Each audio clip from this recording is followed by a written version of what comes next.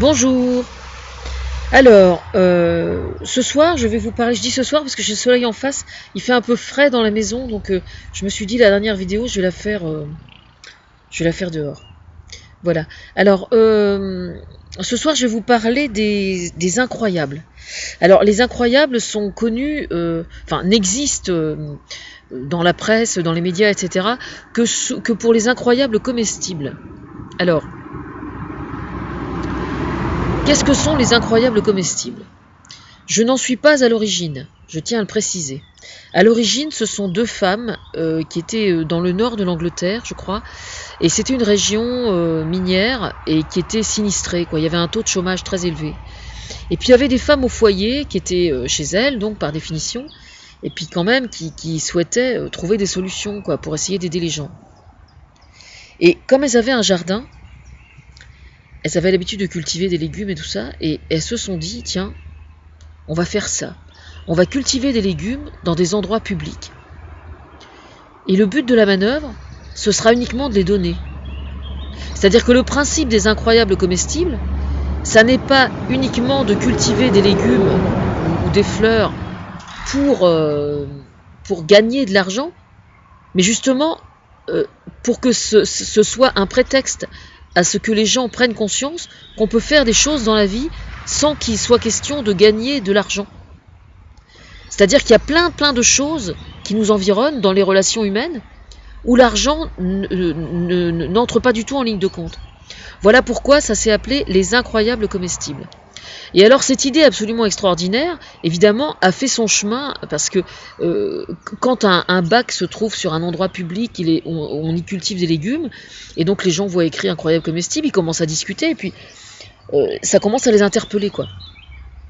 Alors par contre, ce que je trouve un peu curieux, c'est qu'en fait, les gens sont interpellés quand ils voient des légumes cultivés pour que n'importe qui puisse venir les cueillir. Mais par contre, il y a des tas de choses que les gens font entièrement gratuitement autour d'eux, et ça leur semble normal. Mais pour quelle raison, dans le cadre du jardinage, ça leur semble aussi étrange? C'est un peu un mystère pour moi, je dois reconnaître.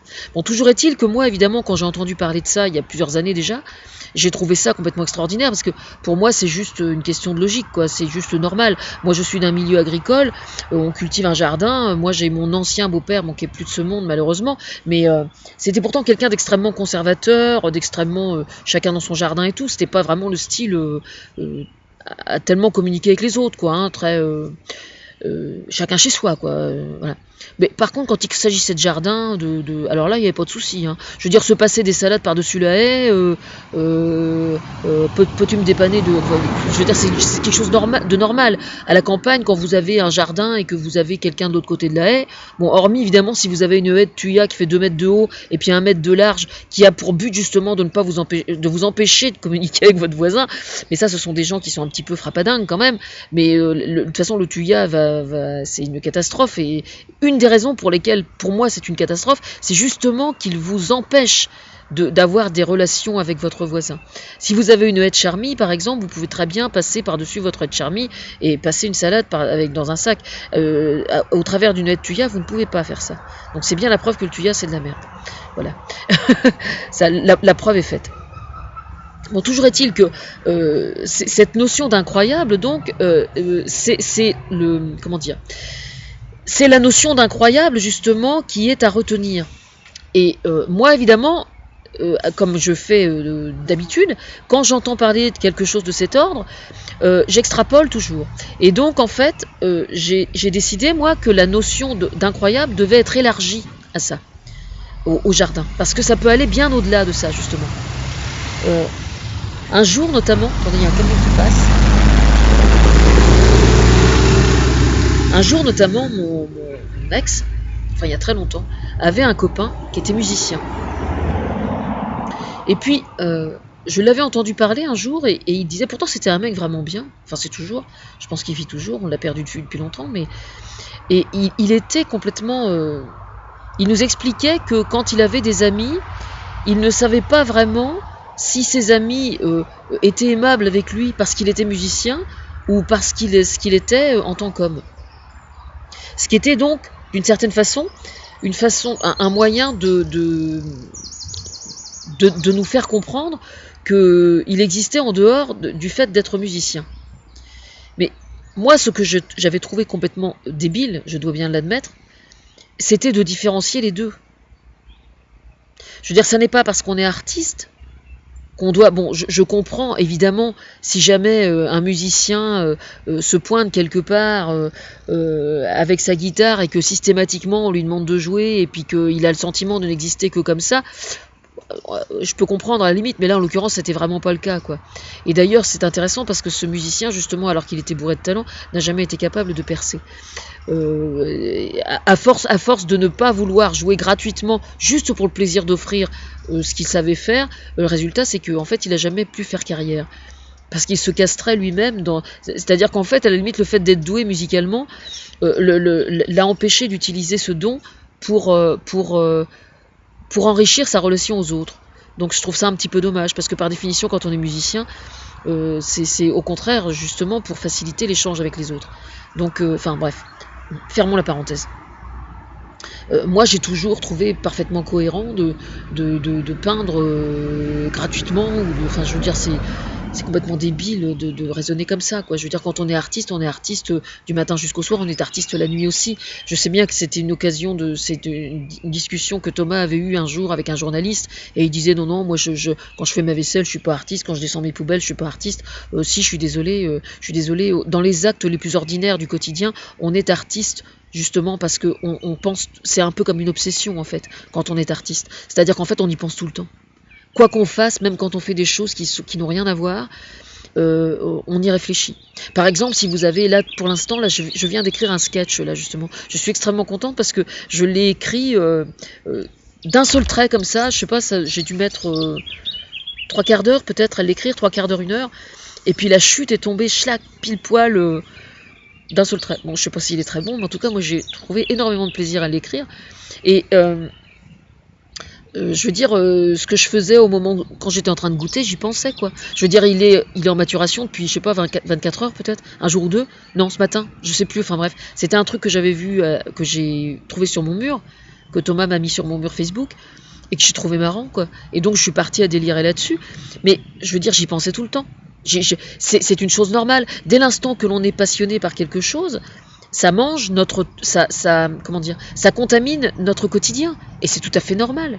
Et c'est salutaire, c'est parfaitement salutaire, parce que ça étaye notre quotidien, et ça l'égaye aussi, et ça nous stimule pour le reste. Donc c'est extrêmement important. Et donc tout ça pour dire que quand on est artiste, ça peut être aussi pour le faire gratuitement. Je trouve ça tout à fait cohérent, moi. Enfin bon, bref, bon. Ça, c'est une chose. Alors, pourquoi incroyable? Parce que justement, il y a des tas de gens qui s'imaginent que la totalité des choses qu'on fait dans la vie ne peuvent l'être que par intérêt.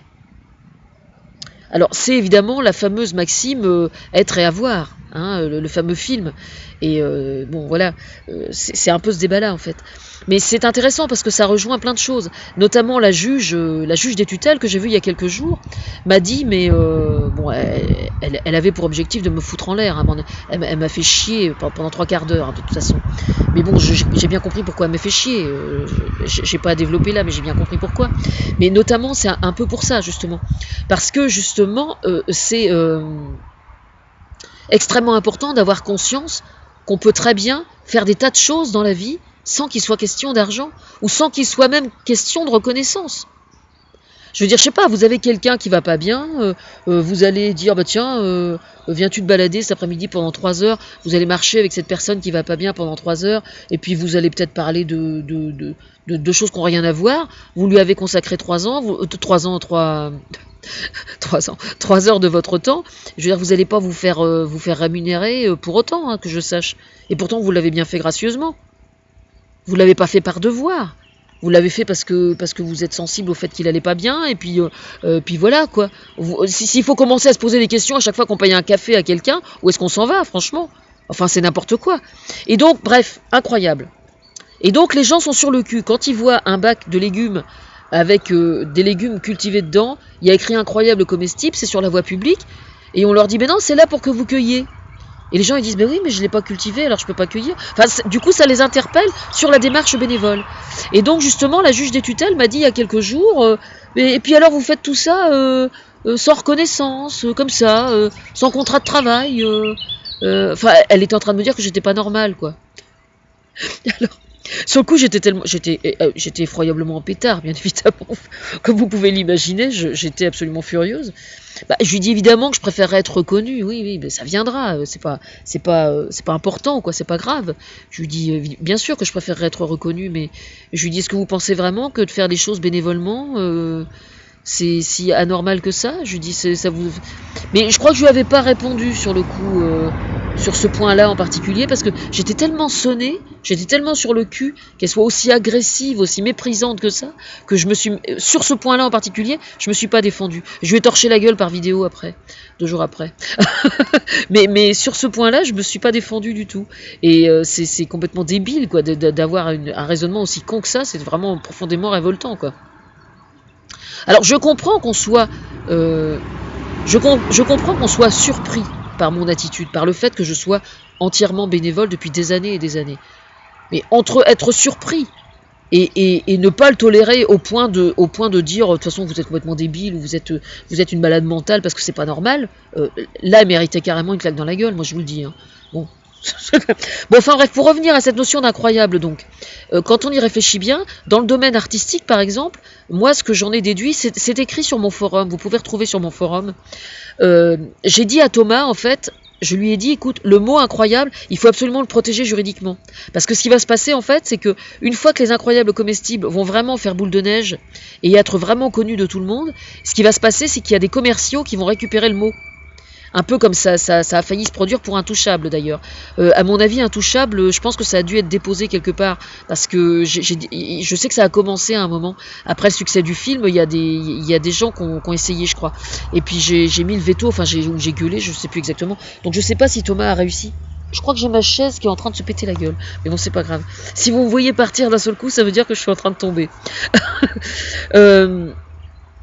Bon, enfin, pour tout ça, pour revenir au fait que, en fait, le mot incroyable donc doit être protégé juridiquement, en principe. Si Thomas a bien fait ce que je lui ai demandé, je me retrouve avec le même problème que tout à l'heure et ma petite croix que je sais pas où trouver, je sais pas où mettre, mais bon, c'est pas grave. Parce que on peut très bien imaginer, par exemple, les incroyables dessinateurs. On pourrait très bien imaginer des incroyables écrivains. Alors pourquoi par exemple, quand je vois des SDF qui ont des pancartes donnez-moi de l'argent s'il vous plaît pour manger, on pourrait très bien imaginer par exemple des auteurs qui donneraient gracieusement une maxime dont ils sont l'auteur et autoriseraient le SDF à l'utiliser, un slogan par exemple qui serait accrocheur pour que les gens soient incités à donner. Voilà. Et alors dans ces incroyables, il y aurait des gens célèbres. Mais par définition, puisqu'ils sont célèbres, ça ne serait pas signé. Parce que un slogan, par exemple, ça a une valeur marchande. Un slogan, on est bien d'accord. Sur le plan commercial, ça a une valeur marchande. Mais là, étant donné que ce serait dans le cadre des incroyables, ce serait offert gracieusement. Voilà. Dans le cadre d'associations, par exemple, ça se fait très couramment. Il y a des artistes qui travaillent. Je pense par exemple à Titoff, qui prête gracieusement l'image de son personnage pour l'UNICEF, enfin pour plein d'associations, et je trouve ça absolument génial. Alors moi, justement, avec mes calligrammes, j'ai l'intention de faire ça. Je le dis à Thomas, mais évidemment, je vais le faire quand j'aurai un salaire et que je gagnerai ma croûte, quoi. Une fois que mes arrières seront assurés, je pourrais me permettre de le faire. Mais moi, faire des calligrammes gracieusement pour défendre des associations et tout ça, il n'y a aucun souci. Moi, je suis... Et d'ailleurs, j'avais eu une conversation un jour avec mon prof de philo en terminale. Il nous avait expliqué qu'il avait une amie qui était artiste peintre. Bon, il se trouve qu'elle avait les moyens de vivre à côté, quoi. Et donc elle vivait d'autres choses, et elle avait énormément de talent, et elle ne peignait que pour le plaisir d'offrir. C'est-à-dire qu'elle offrait ses œuvres systématiquement. Voilà. Et elle considérait que de vendre ses œuvres, c'était d'une certaine façon un moyen de la souiller. Alors c'est discutable, hein, bien évidemment. Moi, j'ai pas le sentiment que de fournir un travail et d'être peintre professionnel, ça soit une façon de souiller ce que je fais. Mais je considère que de peindre gracieusement pour quelque chose, pour défendre une cause, c'est au moins aussi noble que d'obtenir une reconnaissance sociale via des revenus. Pourquoi pas? Enfin voilà, donc incroyable. Là, j'essaie de trouver la petite croix et je n'y arrive pas. Et merde.